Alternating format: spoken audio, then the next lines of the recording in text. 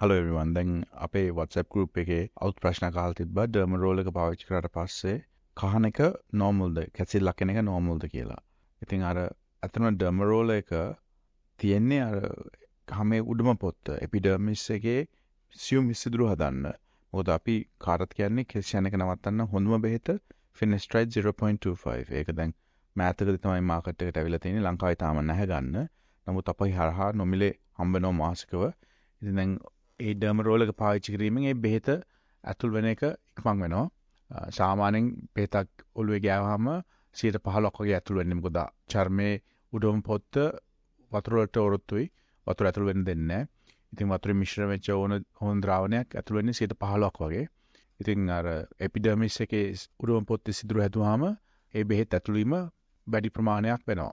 ඉතින් දැන් dermal roll එකේ අතරම පාවිච්චි කරාම කැසිල්ලක් එන්නේ ඇයි? කාර්ය දෙකක් තියෙන එකක්. අපි හුඟක් තද කළා ඒ dermal roll එකේ තියෙන කටු වලින් හැම හුඟක් සිදුරු හැදුවොත් කැසිල්ලක් එන්න පුළුවන්. ඒක histamine reaction එකක්. ඒ කියන්නේ සමේ normal reaction එකක් ඒක.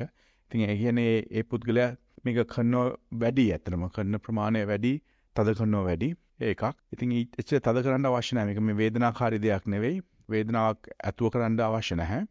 දෙවෙනි දේ dermal roll එක අපිරිසිදු වෙන්න පුළුවන්. දැන් dermal roll එක ඇත්තටම ඇල්කොහොල් වලින් සුද්ධ කරන්න ඕන. මේ client අහලා තිනවා hand sanitizer එකකින් clean කරන්න පුළුවන්ද? ඔව් පුළුවන්. හැබැයි ඊට වැඩිය හොඳයි isopropyl alcohol වගේ මේ alcohol ද්‍රාවණයක් ෆාමසි වල තියෙනවා ගන්න පොඩි බෝතල්. ඒක ඊට වැඩිය හොඳයි. කෙසේ වෙතත් වතුරෙන් හොදන්න, Dettol වලින් හොදන්න, ඊට පස්සේ කාලෙන් කාලට alcohol වලින් හොදන්න. අඩුම ගානේ සතියකට සැරයක්වත් එහෙම clean කරන්න. මොකද ඒකේ විස බීජ එකතු වෙන්න පුළුවන්. එහෙම වුණොත් අතරම ලොකු ඩැමේජ් එකක් වෙන්න පුළුවන්. විස බීජ ඇතුළේ ඉන්ෆෙක්ෂන් එකක් ඇවිල්ලා සෙල්ලයිටිස් වගේ දෙයක් හැදෙන්න පුළුවන්. ඉතින් අතරම dermal roll එක පාවිච්චි කරන්න ඒක හොඳයි. අවශ්‍යම නැහැ හැබැයි 15%ක් බෙහෙත් ඇතුළේ කියන්නේ ප්‍රමාණවත්. මොකද ඒ ද්‍රාවණය හදලා තියෙන්නේ 15%න් අවශ්‍ය දේ වෙන්න. මොකද ඒ Finasteride එකෙන් වෙන්නේ DHT block එකක්. ඒක localized අර ඒ හිසේ කෙස්යන ප්‍රදේශයේ DHT හෝමෝන වල ඉෆෙක්ට් එක අඩු කරනවා. ඒතකොට වෙන්නේ කෙස් ගහට වැය වෙන්න කාලෙ දෙනවා. ඊට අමතරව ඔයගොල්ලෝගේ පෝෂණය පැත්ත බලන්න. මොකද බැලන්ස් එක ගත්තත් වටනවා. බැලන්ස් එක කියන්නේ අර අතිරේකයක්. ඒකෙන් කෙස් ගහට වර්ධනය වෙන්න අවශ්‍ය පෝෂණය සේරම හම්බ වෙනවා. ඒක ඉන්ටර්නෙට් එකෙත් ගන්න තියෙනවා. ඔයගොල්ලෝ දැකලා ඇති TikTok එකේ Instagram වල එහෙම ඇඩ්වර්ට් යනවා. ඒක අපහැරයක් ගන්න පුළුවන්. ඒක අතන පිටට ගන්නවා ලොකු වියදමක් කරන 80000ක් විතර අපෙන් නම් පොඩි සුළු ගානකට හම්බ වෙන්නේ. ඉතින් බැලන්ස් එකක් තියෙනවා අපි ගාව ඕනනම්.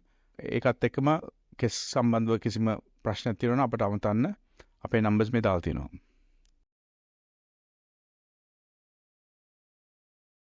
Use balance to control your carbohydrate intake.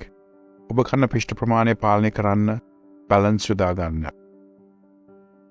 ලංකාවේ ජනගහනයෙන් 50%කට වැඩි ප්‍රමාණයකට දියවැඩියාව තියෙනවා. 50%කට වැඩි ප්‍රමාණයකට යම් කෙස් අඩුවක් තියෙනවා. ඒක වයසත් එක්ක වැඩි වෙනවා. මෙතන තියෙන්නේ පෝෂණ පද්ධතියේ අඩුපාඩු.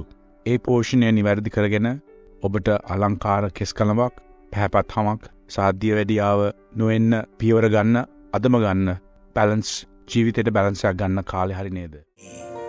හිස් කෙස් අස්වද්දන ආශ්චර්ය සේවයයි. Kesha Transplant.